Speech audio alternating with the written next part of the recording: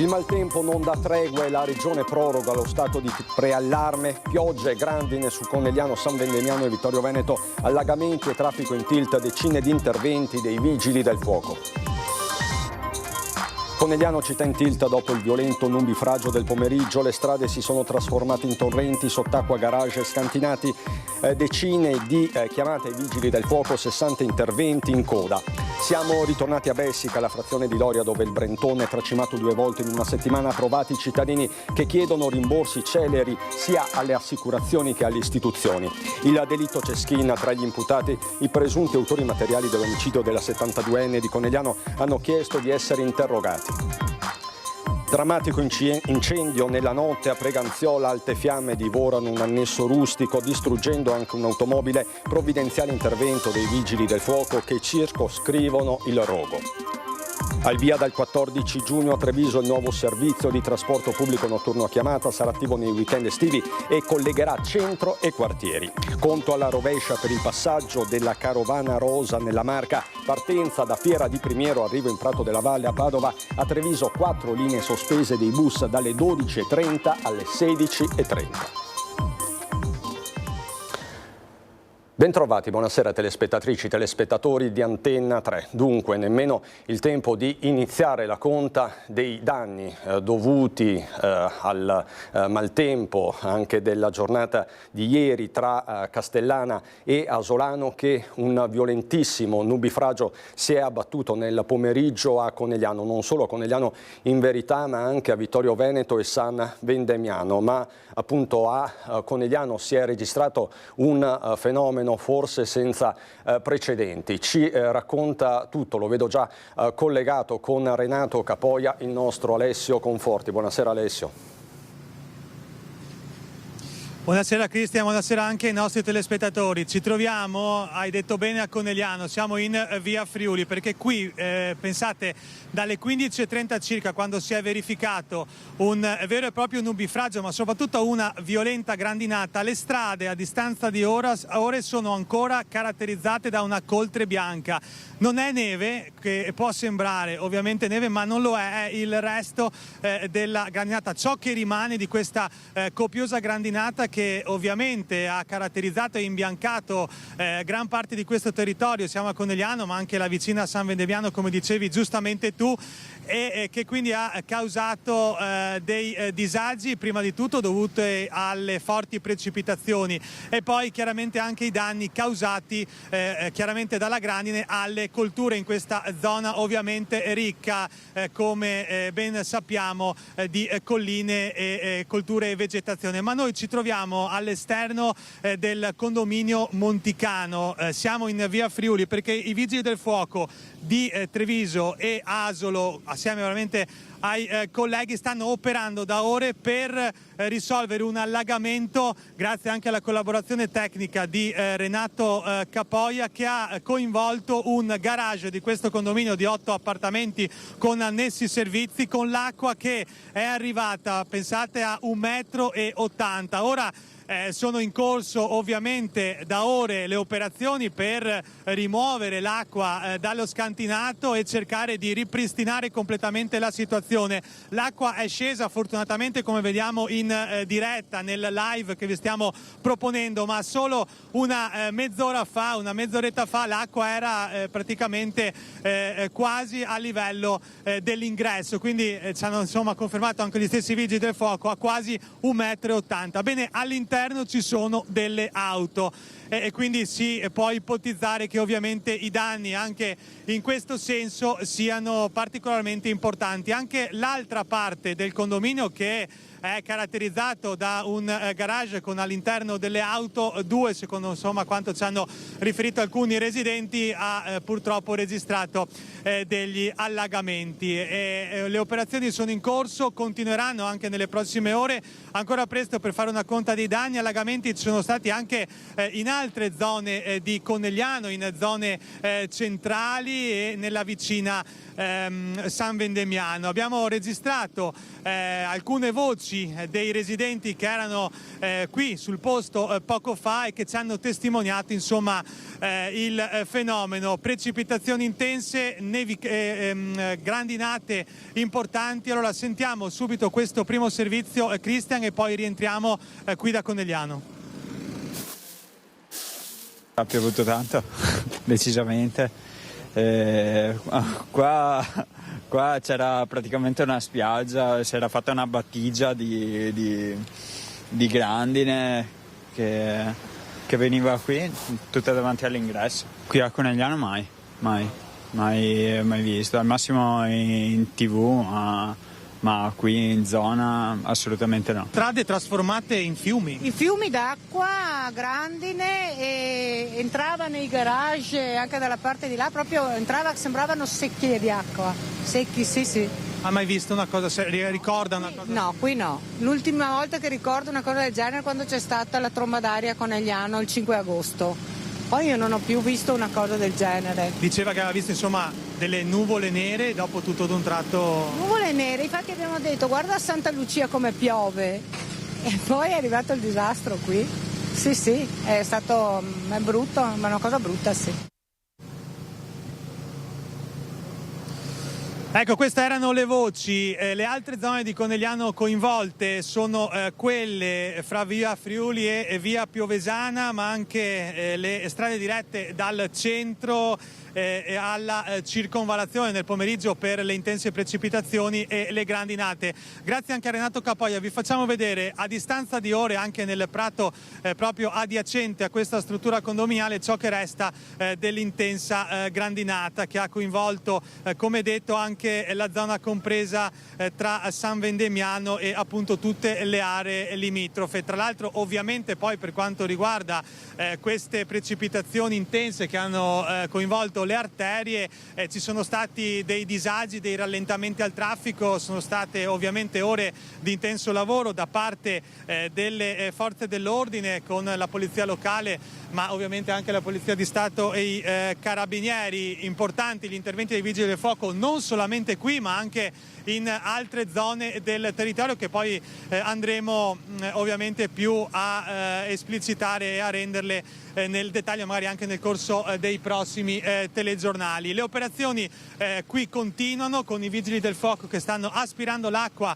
e facendola uscire da questo garage. C'è stato anche il sindaco Fabio Chies che ha monitorato un po' tutto il territorio. Al momento sono una quarantina, ci diceva il sindaco, le situazioni che riguardano le abitazioni tra Conegliano e San Vendemiano, in particolar modo per scantinati allagati. Non ci sono stati interventi da parte del SUEM 118, ci sono state chiamate ai soccorsi, ma non ci sono situazioni fortunatamente critiche. Lo stesso sindaco Fabio Chies ci ha riferito come neanche lui ricordi una precipitazione simile in pochissimo tempo, con una grandinata intensa i cui effetti, come possiamo vedere, ancora si vedono. Chiaramente sono duplici gli aspetti: da un lato ci sono tutte le ripercussioni dovute ai danni connessi per esempio agli allagamenti e agli scantinati, e dall'altro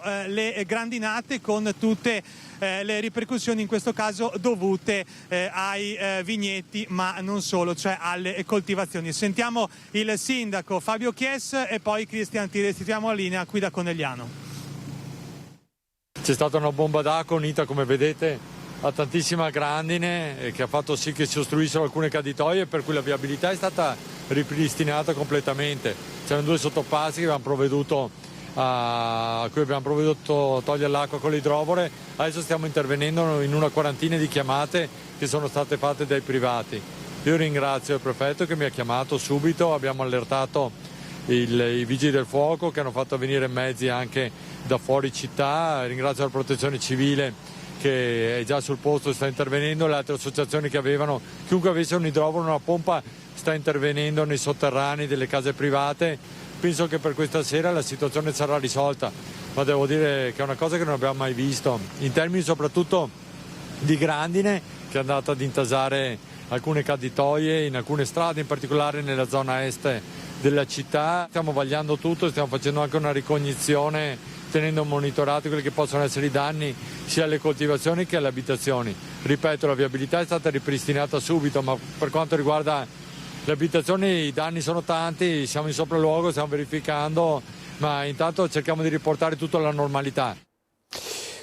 Intanto vi mostro e ringrazio Alessio Conforti e Renato Capoglia da Conegliano questo post, questo video che è stato postato dallo stesso Fabio Chiesa poco fa sui social. Persone, un uomo in particolare che sta spalando, di fatto rastrellando la grandine caduta al suolo. Ma riavvolgiamo il nastro, non è stata una giornata difficile solo per Conegliano, il servizio di Anna De Roberto.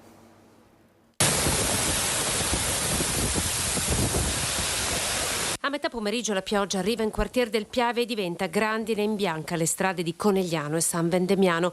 Queste sono le immagini che arrivano da San Fior. Qui una veduta dall'alto della grandine a terra ricopre il manto stradale.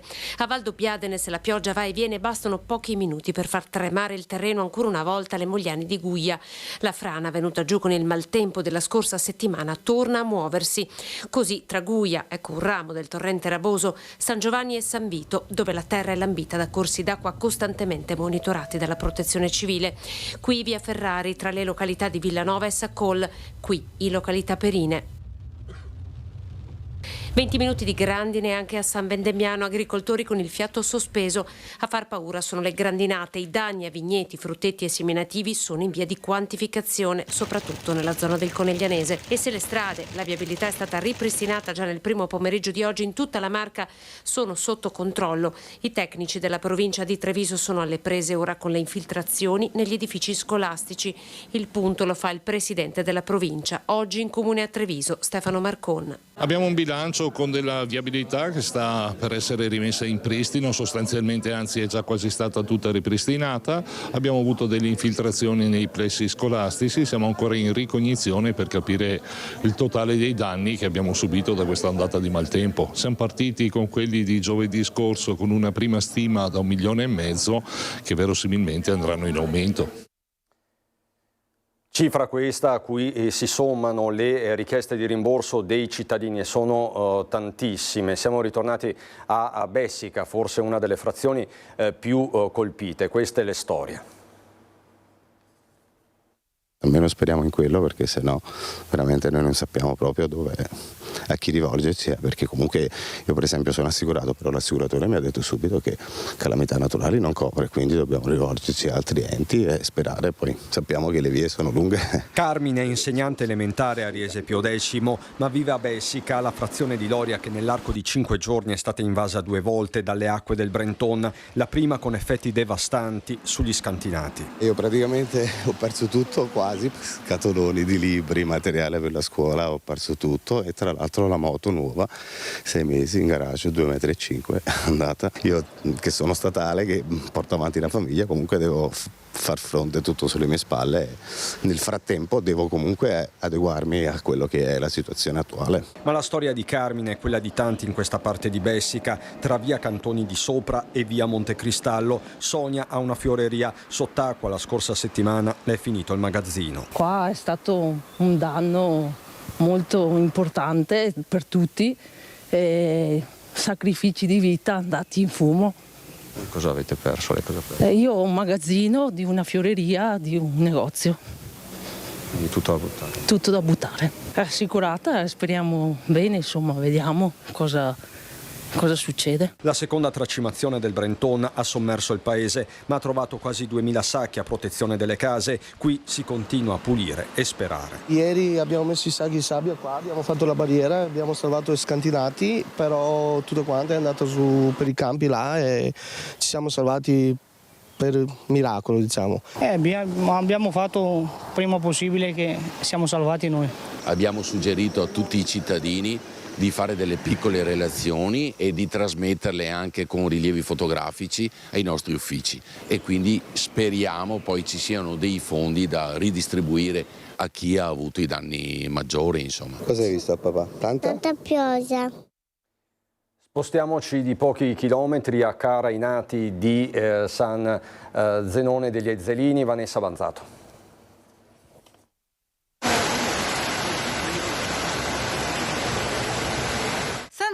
soprattutto la frazione di Carainati, accusa un nuovo colpo dato dall'ondata di maltempo delle scorse ore. Strade allagate, canali esondati, piani interrati delle abitazioni sott'acqua. Una furia inaudita, come ci conferma il sindaco Marin, proprio a ridosso del bacino di contenimento di Via Marini. Faceva davvero paura. Questo è uno dei 3 bacini che abbiamo nel nostro territorio che raccolgono le acque che arrivano logicamente dalla zona nord. Ieri però questo era pieno e nella zona dove dovrebbe fermarsi l'acqua e defluire pian piano purtroppo è sfiorata, quindi l'acqua è fuoriuscita ed era davvero un fiume in piena, e quindi le strade purtroppo di Carainati si sono nuovamente trasformate in fiumi, come è successo giovedì, nella serata di giovedì. Si sono di nuovo allagati i sottopassi, quelli insomma della Pedemontana. Siamo riusciti poi ieri sera insomma, con tutta la forza della protezione civile a liberarli e quindi a far poi anche passare il traffico delle macchine. Ennesima conferma dei cambiamenti climatici che stanno portando forti disagi e che sono avvertiti soprattutto dai più giovani. L'esempio è la seconda D della scuola media di San Zenone, che si è aggiudicata il primo premio nel concorso proposto da ARPAV, incentrato proprio sui cambiamenti climatici. Noi cerchiamo di mettere continuamente questi germi di sensibilità nei confronti di competenze trasversali di salvaguardia del proprio territorio in questi ragazzi che poi sono loro che gestiranno il nostro domani. Ecco. C'è da dire che i ragazzi non sono riusciti ad andare a ritirare il premio perché proprio ieri le scuole erano chiuse per emergenza maltempo. Esatto, ha provveduto su delega la professoressa perché l'ARPA ci teneva moltissimo alla partecipazione, tant'è che la comunicazione della graduatoria dei vincitori non la sapevamo, è stata comunicata proprio ieri in diretta praticamente alla premiazione. Lo scopo del gioco finale era trasformare gli ambienti inquinati in ambienti puliti. Tra l'altro questo gioco è piaciuto così tanto che ha deciso di... probabilmente, se sarà possibile, vorrebbero ristamparlo e magari farlo diventare un gioco per le scuole. Siamo ritornati anche ad Asolo.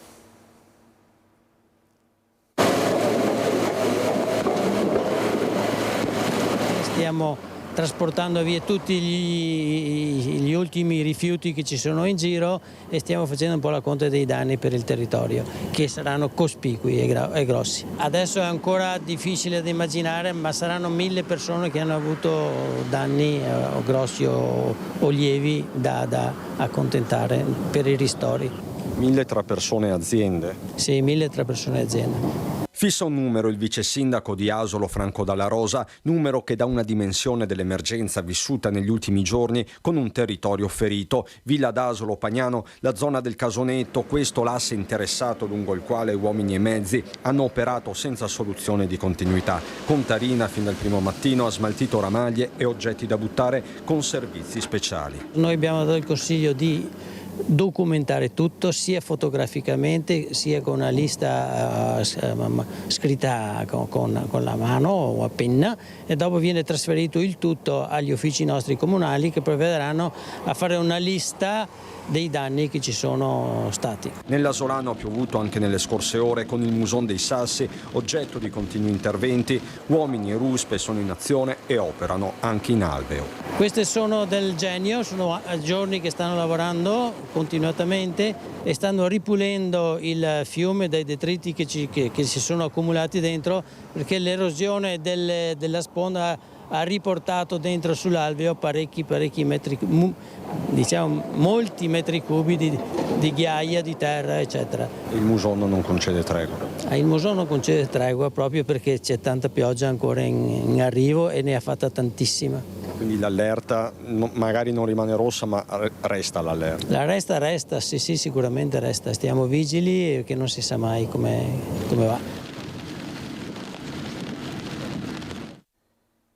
Infatti il centro funzionale decentrato della Protezione Civile del Veneto ha emesso un nuovo avviso di criticità idrogeologica e idraulica che evidenzia ancora alcune zone di allertamento e conferma che l'allerta idrogeologica per temporali è gialla in tutti i bacini del Veneto, eccetto il bacino dell'Alto Piave Bellunese. Si prevede che tra le ore centrali e il tardo pomeriggio di questa sera quindi di domani tempo instabile con probabili rovesci e temporali sparsi, localmente anche forti tra prealpi Alpi e pianura, specie per forti rovesci. E ancora, date le previsioni meteo, è stato decretato lo stato di preallarme per rischio idraulico, quindi il capitolo non si chiude, l'allerta però non è più rossa. E uno degli aspetti di questa emergenza è sicuramente la raccolta dei rifiuti, degli oggetti andati persi, rovinati. Abbiamo aiutato anche in Emilia Romagna, per cui a maggior ragione adesso che li abbiamo in casa i problemi siamo a buon punto, adesso si sta pulendo, ritorniamo anche per quelli che sono messi fuori in una fase successiva, i primi sono stati già riportati via. Operazione riuscita, tutti i rifiuti sono stati raccolti nelle zone alluvionate del Trevigiano da una decina di mezzi messi a disposizione da Contarina, ma i successi dell'azienda non si limitano alla raccolta dei rifiuti nelle zone colpite dal nubifragio. In accordo con il Consiglio di Bacino a Priula è stato presentato un ambizioso progetto di rinnovamento per gli ecocentri. 8 di queste strutture, che integrano la raccolta porta a porta, saranno riprogettate per rispondere alle esigenze del territorio, con spazi più ampi per accogliere in tempi brevi più utenti. Velocizzare il conferimento, per cui sono molto più ampi, contengono molto più utenti, dividono il traffico dei conferitori dagli operatori che poi svuotano i cassoni, in modo da creare sicurezza. Ci sono i parcheggi delle auto e c'è lo spazio dove i cittadini utenti si possono muovere. Il nuovo ecocentro di Carbonera sarà uno dei primi esempi di questa innovazione. A seguire saranno operativi quelli di Castelfranco, Fonte, Paese, Pederobba, Spresiano, Susegana e Treviso. Il costo medio per il rinnovo di un ecocentro è di 1.800.000 euro. Per migliorare bisogna investire, bisogna creare nuovi modelli di organizzazione. Anche gli ecocentri hanno bisogno di passare di generazioni progettuali, di cambiare il modo di servire l'utenza, dando più possibilità di prima, in tempi più brevi e in maniera più adatta. La cronaca giudiziaria ci porta in tribunale a Treviso per l'omicidio di Margherita Ceschin. 3 imputati hanno chiesto di essere interrogati. Ci racconta tutto Daniela Sizia. Margherita Ceschin non ha avuto scampo, uccisa senza pietà. Ora 3 degli imputati in carcere hanno chiesto di essere interrogati dalla procura. Sergio Antonio Lorenzo, considerato uno dei killer, difeso dall'avvocato Mauro Serpico, verrà sentito dal pubblico ministero il 3 giugno. Lui, assieme ad Enzo Lorenzon, ex marito, è considerato il mandante del delitto, e Joan Maria Guzman, l'intermediario della banda, risponderanno alle domande dei magistrati e ricostruiranno i fatti avvenuti quel terribile giorno, quando la 72enne fu uccisa nella sua abitazione. Sono emersi degli elementi, dei contenuti che vanno spiegati, ed è una delle ragioni per cui ritengo che sia necessario un confronto con l'autorità giudiziaria. Fra gli elementi che inchioderebbero gli imputati, le intercettazioni telefoniche con frasi piuttosto eloquenti sul delitto e sul compenso pattuito, e poi il biglietto che Lorenzo dal carcere avrebbe cercato di far arrivare a Lorenzone, l'ex marito della vittima, una missiva che il compagno di cella consegnò invece alla polizia penitenziaria. Non solo, durante le indagini sarebbe anche emerso che i componenti della banda criminale e Lorenzon, ora agli arresti domiciliari in una casa di riposo per motivi di salute, si sarebbero scambiati messaggi effimeri di cui non rimane più traccia perché si cancellano automaticamente dopo qualche ora. Soldi, ma anche un forte rancore da parte di Lorenzon verso l'ex moglie. Sarebbe questo il mix micidiale che avrebbe scatenato la furia omicida. L'uomo aveva anche accusato l'ex moglie di avergli inviato un'ispezione dei NAS nella sua attività. Anni di livore che, secondo l'accusa, hanno poi disegnato quel progetto di morte. Lui, 79 anni, avrebbe assoldato una banda, tutti domenicani, per uccidere l'ex moglie. Il resto è la cronaca di un giorno terribile, quando Margherita Ceschin fu brutalmente uccisa nella sua casa. I primi giorni di giugno forse i 3 racconteranno la verità di quel giorno. In carcere a Belluno, il secondo killer, José Mateo Garcia.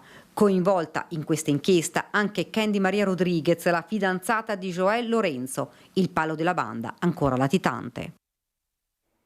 Il femminicidio di Vanessa Ballana, entro giugno ci sarà la chiusura delle indagini, poi l'assassino della 26enne, mamma di un bambino di 5 anni e incinta del secondo figlio, andrà a processo con rito ordinario. Forse i tempi saranno più lunghi, ma questo consentirà alla procura di contestare all'operaio quarantenne non solo l'omicidio premeditato, volontario pluriaggravato, ma anche stalking e revenge porn. Ci sarebbero elementi evidenti dell'ossessione di Bujar Fanday nei confronti della donna, che avrebbe tormentato per mesi almeno 3 i casi provati. La donna fu aggredita e uccisa nella sua casa a Spineda di Riesepio X da Fanday, con il quale aveva avuto una relazione. Lui non aveva accettato la fine della storia e il 19 dicembre scorso fece irruzione nell'abitazione picchiandola e accoltellandola a morte.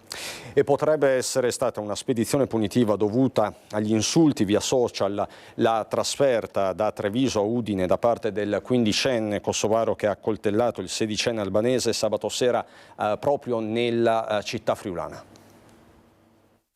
È stata a tutti gli effetti una spedizione punitiva, quella del 15enne kosovaro accusato di aver accoltellato quasi a morte il 16enne albanese nella serata di sabato 18 maggio in pieno centro a Udine, in vicolo Brovedan, letteralmente a 4 passi dalla centralissima piazza San Giacomo, dove quotidianamente sono riversate tantissime famiglie con bambini a trascorrere una giornata tranquilla. Stando a quanto stanno ricostruendo i protagonisti delle indagini, alla base di tutto l'accaduto ci sarebbero degli insulti via social, a cui spessissimo si fa ricorso sottovalutando quanto possano essere pericolosi. Di certo il 16enne albanese, che continua a restare in ospedale a Udine in prognosi riservata, non immaginava che la scia lunga di questi insulti via social potesse farlo finire ricoverato in pericolo di vita, e invece pare siano stati ritenuti sufficienti dal 15enne kosovaro, che si sarebbe mosso addirittura da Treviso armato di coltello per arrivare a Udine a farsi giustizia e ad accoltellare il malcapitato in pieno centro nel capoluogo friulano. La polizia sta ricostruendo la dinamica esatta dei fatti dopo aver individuato i protagonisti della rissa aggravata di sabato 18 maggio. Il 15enne kosovaro, ospite di una struttura di accoglienza per minori stranieri non accompagnati, sarebbe partito da Treviso nella giornata di sabato con il treno. Avrebbe compiuto il gesto e avrebbe tentato di far ritorno in Veneto, ma è stato fermato dalla polizia in stazione a Udine mentre saliva sul treno di ritorno. Da capire se c'è stata premeditazione o se la situazione sia degenerata. Fatto sta che il 15enne è partito, secondo la ricostruzione degli inquirenti, per andare a caccia del rivale che lo aveva appunto insultato sui social. Le denunce della polizia sono state 7, tutte a carico di minori per rissa aggravata, ma è lui che deve rispondere di lesioni, l'accusa più grave, mentre vengono chiariti i contorni della vicenda della presunta spedizione punitiva effettuata da Treviso a Udine. Intanto il ragazzo ferito all'addome resta ancora in terapia intensiva all'ospedale Santa Maria della Misericordia di Udine, dove continua a lottare per uscire fuori dal pericolo di vita. Notte di mobilitazione a Preganziol per un incendio. Nicola Marcato. Un incendio ha completamente distrutto un rustico in via Marcello De Maino a Preganziol. Il rogo è scoppiato poco dopo la mezzanotte tra martedì e mercoledì. Fortunatamente nessuna persona è rimasta ferita. Le squadre dei vigili del fuoco di Treviso e Mestre sono intervenute con 2 autopompe, 3 autobotti e 17 operatori, lavorando tutta la notte per le operazioni di spegnimento dell'immobile di oltre 500 metri quadrati adiacente ad una villa. Grazie al lavoro dei pompieri il fuoco è stato circoscritto, evitando il propagarsi delle fiamme all'edificio adiacente. Durante il rogo è andato distrutto materiale per lavori agricoli e un'auto, probabilmente a causa di un problema elettrico. Sul posto sono intervenuti anche i carabinieri per gli accertamenti del caso. Le operazioni dei vigili del fuoco sono continuate fino a questa mattina per controllare eventuali focolai residui e per determinare le cause della combustione. Adesso per noi la pubblicità, fra poco.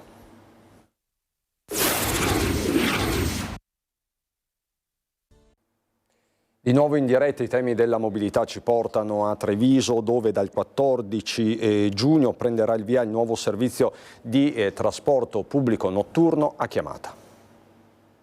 È un servizio serale, un servizio che va dalle 20:30 fino alle 24 e anche oltre. È un servizio dedicato con 262 fermate, un servizio on demand, quindi un servizio moderno, attuale. È con questo spirito che a Treviso dal 14 giugno al 7 settembre dalle ore 20:30 a mezzanotte sarà attivo MOM+, il servizio sperimentale di trasporto pubblico on demand, attivo nelle sere d'estate di venerdì e sabato. Le sperimentazioni che noi abbiamo intenzione di fare è a Treviso per quanto riguarda la parte serale, a Villorba per quanto riguarda le ore di morbida durante il servizio e a Vittorio Veneto la stessa identica cosa.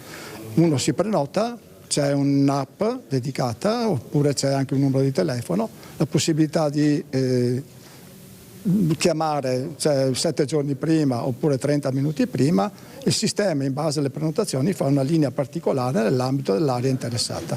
L'utente potrà prenotare il proprio viaggio da 7 giorni fino a 30 minuti prima della partenza.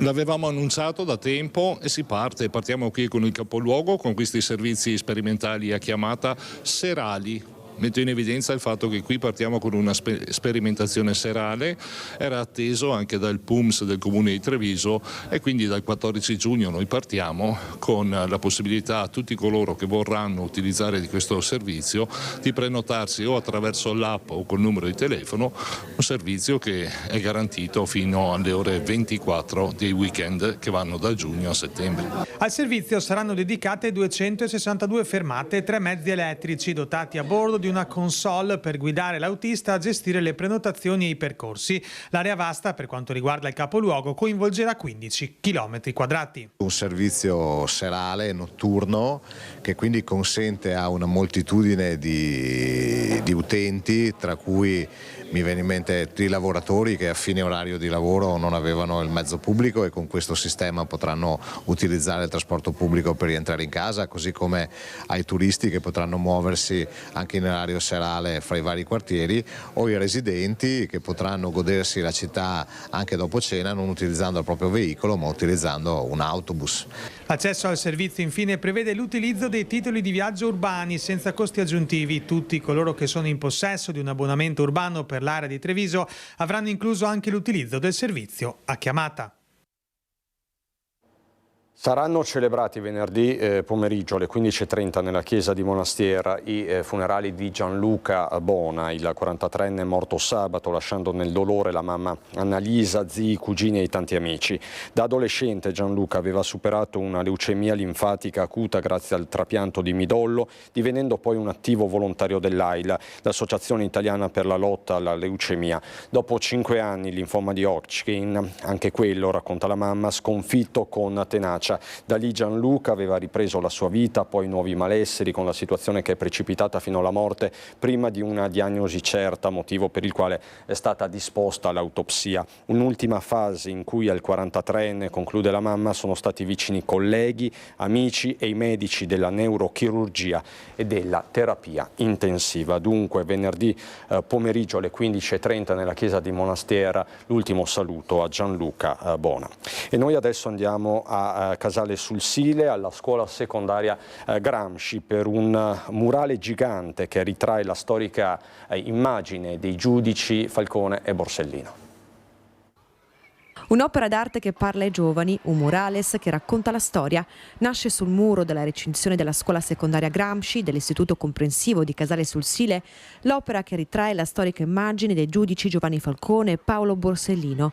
Un progetto nato da una collaborazione tra l'istituto e l'amministrazione comunale e grazie alle mani sapienti dell'artista trevigiano Manuel Giacometti. Ho ricevuto grandi soddisfazioni dei ragazzi, passavano, salutavano, chiedevano, si informavano, erano coinvolti. E speriamo che a qualche nuova generazione nasca qualche artista importante grazie ai miei lavori. Non solo un'opera d'arte nella recinzione della scuola, in programma un incontro formativo per tutti gli studenti. È stata una bellissima esperienza e soprattutto l'abbiamo inserita all'interno di un percorso che prevede anche degli interventi della scorta, di un rappresentante della scorta di Falcone, che verrà qui nel plesso la mattina del 22 di maggio per spiegare ai ragazzi, per raccontare ai ragazzi quella che è un po' la storia. Un tuffo nel passato per raccontare ai giovani studenti uno dei momenti chiave della storia italiana, previsto un incontro anche per gli adulti. L'evento poi verrà ripetuto la sera sempre del 22 maggio, aperto alla cittadinanza in modo modo che anche noi adulti possiamo sentire questa storia e in modo appunto da rivivere e capire qual era il senso e l'importanza di questi due servitori dello Stato che alla fine hanno dovuto sacrificare le proprie vite. Domani nella Marca trevigiana passa il Giro d'Italia. Ore contate per la carovana rosa ed anche la città di Treviso, seppur lambita dal Giro, la 18ª tappa e con partenza da Fiera di Primiero e arrivo a Padova e Prato della Valle, si prepara ad accoglierlo. Arriva nella Treviso di Pinarello, dei campioni Alessandro Ballan, Franco Pellizzotti, Lello Ferrara, Giacomo Nizzolo, solo per citarne alcuni. Uno dei più grandi eventi social popolari di questo paese, quindi ogni volta che vediamo la maglia rosa e la corsa in rosa suscita grande felicità, attesa in tutti quanti noi.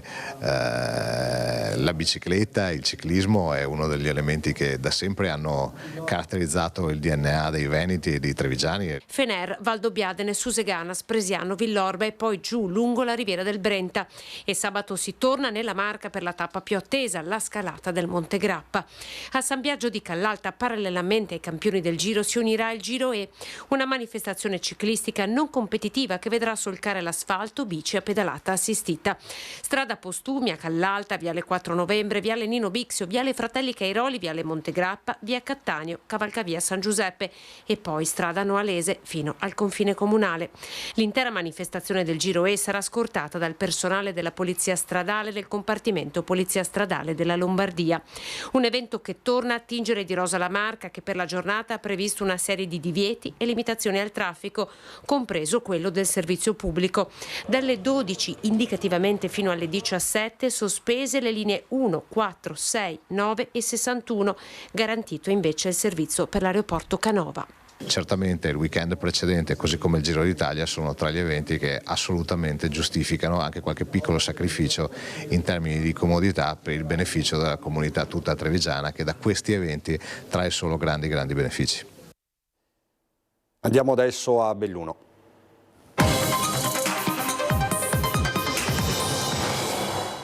Il terremoto giudiziario che ha travolto l'ex amministratore delegato della Fondazione Milano Cortina Vincenzo Novari e altri due dirigenti non influenzerà l'andamento dei lavori per le Olimpiadi. Le rassicurazioni arrivano direttamente dal Ministero delle Infrastrutture. Intanto a Cortina il sindaco apre un canale di comunicazione sul futuro dello sliding center. Fa il punto aggiornato Tiziana Bolognani.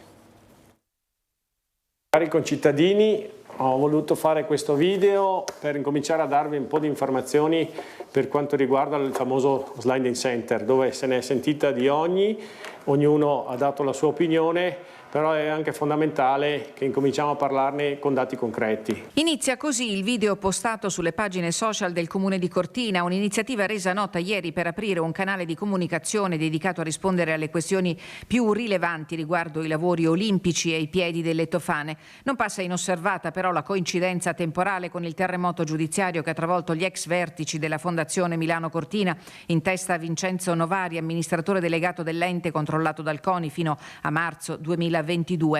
La Procura di Milano indaga per corruzione e turbata libertà d'incanto. Queste le ipotesi di reato contro lo stesso Novari, l'ex dirigente Massimiliano Zucco e l'imprenditore Luca Tommasini in relazione alle gare per l'appalto dei servizi digitali della Fondazione.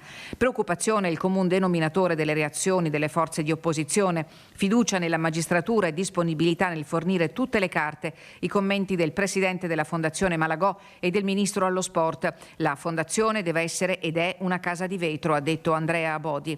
L'andamento dei lavori è salvo, si apprende dal Ministero delle Infrastrutture, perché il ruolo operativo è in capo a Simico e dunque dalla sede municipale Gianluca Lorenzi non perde tempo e spiega in un video di 5 minuti il futuro dello sliding center in costruzione, sostenibile e non inquinante, con percorso coperto da vegetazione. Insomma, un fiore all'occhiello. Grazie agli sforzi della Regione Veneto siamo riusciti a mettere a terra un accordo di programma per far sì che si faccia insieme un programma di gestione e di valorizzazione di quello che sarà lo sliding center, sia da un punto di vista di gestione, quindi agonistica, in maniera tale da garantire al nostro sliding center una continuità della struttura. L'obiettivo è far diventare Cortina non solo sede delle gare mondiali, ma di mettere a disposizione la pista per gli allenamenti delle squadre austriache, svizzere e tedesche. Si lavora anche per la gestione con un piano di legacy che possa sfruttare gli investimenti del governo per oltre 14 milioni di euro. Nulla è al caso, stiamo lavorando alacremente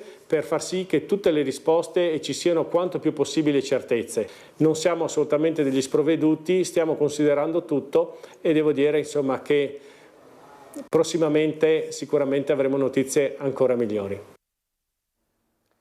Ma l'operazione trasparenza del sindaco Lorenzi circa l'accordo di programma sottoscritto per la gestione della pista da bob si è tramutata in un boomerang, soprattutto per la Regione Veneto e la provincia di Belluno, che prevedono di usare i fondi di confine destinati ai comuni bellunesi per sostenere i costi dell'impianto. Si parla di almeno 1,5 milioni l'anno dal 2027 al 2046, si legge nel testo dell'accordo fra gli impegni delle province autonome di Trento e di Bolzano. Una sorta di furto legalizzato, tuona il segretario del Partito Democratico di Belluno Alessandro Del Bianco, visto che le risorse servono per progetti di sviluppo e non si possono spendere in spesa corrente. Il testo dell'accordo allegato alla deliberazione della Giunta regionale è stato pubblicato sul BUR di ieri, quindi la polemica è appena iniziata. La cronaca scivola dal sentiero e precipita per una cinquantina di metri in una forra del Cordevole in Val Fagarese. Siamo nel territorio comunale di Sedico. La vittima è un escursionista tedesco di 57 anni.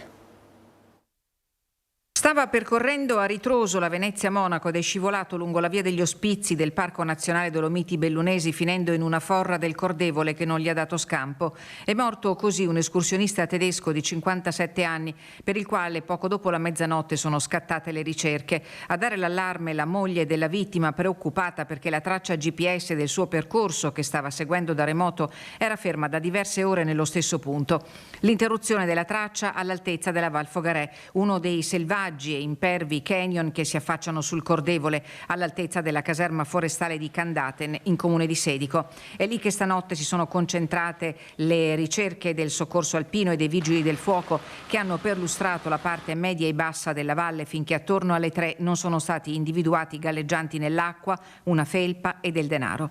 Alle 6 di questa mattina le ricerche si sono intensificate. Gli specialisti del soccorso in forra hanno individuato il corpo dell'escursionista in una vasca dove si pensa sia precipitato da una cinquantina di metri. Secondo le prime ricostruzioni, l'uomo si sarebbe trovato di fronte il torrente ingrossato da Guadare e avrebbe cercato di superarlo più a monte. La salma è stata caricata nella barella stagna dei forristi e calata con una piccola teleferica fino allo sbocco della valle. Vista l'impossibilità di attraversare il Cordevole in piena, l'elicottero dei vigili del fuoco ha caricato la barella, che è stata trasportata in località Salette, dove è stata affidata al carro funebre. L'orso di nuovo in provincia di Belluno, dopo Fornesighe e Solagnotta in Val di Zoldo. Stavolta il plantigrado ha lasciato segni della sua presenza a Faè di Longarone, praticamente a ridosso della statale di Alemagna e dunque nella zona industriale. Nella notte appena trascorsa, come mostrano le eloquenti immagini, l'orso ha colpito un apiario predando 4 arnie. L'impronta di una zampa su un telaio larga circa 10 cm è stata rilevata dalla polizia provinciale, che ipotizza si tratti di un animale giovane, probabilmente lo stesso che da una settimana si muove nell'area dello Zoldano e che potrebbe trattenersi ancora sul territorio a seconda delle disponibilità di cibo o appunto che lo abbandoni. Insomma, ogni ipotesi è aperta per quanto riguarda la presenza dell'orso in provincia di Belluno che attende il Giro d'Italia. Ci siamo da domani a sabato, un'emozione dopo l'altra per gli appassionati della Carovana Rosa. Le strade del Feltrino sono pronte ad accogliere il passaggio del Giro in occasione della 18ª tappa, Fiera di Primiero Padova, Gran Premio della Montagna Lamon, passaggio nella zona industriale di Villa Paiera e poi Fonzaso, Seren del Grande, Grappa, Feltre e Quero. Domani dalle 8 e fino alle 14.30 circa stop alla circolazione in Viale Gaggia, siamo a Feltre, dalle 11.30 anche lungo le vie che dal centro di Feltre conducono alla regionale 348. Venerdì notte Rosa a Fara dal Pago in preparazione della partenza di tappa, al Pago Bassano del Grappa sabato mattina alle 11.40, quindi insomma giorni davvero importanti per la provincia di Belluno. E per noi è tutto, non ho altri aggiornamenti da darvi né da Belluno né da Treviso. Subito dopo la sigla il meteo. Grazie davvero per l'attenzione e buona serata.